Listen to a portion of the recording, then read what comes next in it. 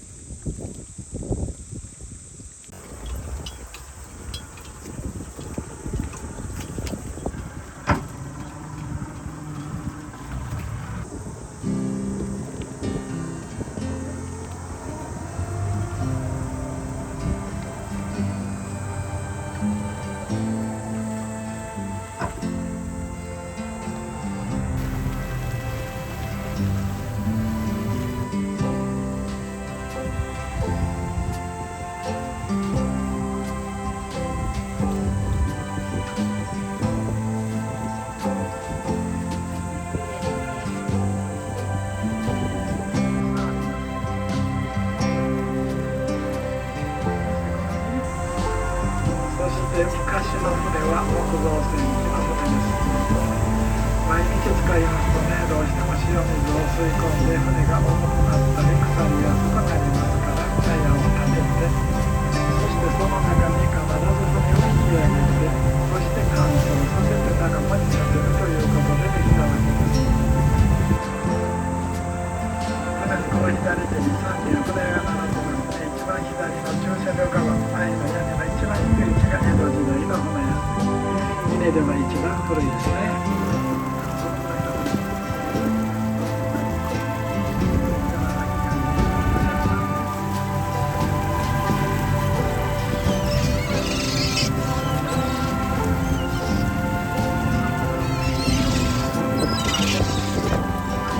冷線の船やね、今はね出てますのでね、常にはここでね保管されております。はい、輸血になるわけすね。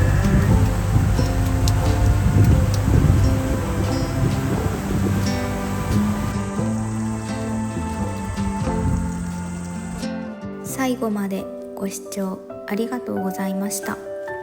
自然が生み出した神秘の景色からどこか懐かしい船屋の街並みまで、この旅に癒されたらいいねで応援してもらえたら嬉しいです。また次の旅でお会いしましょう。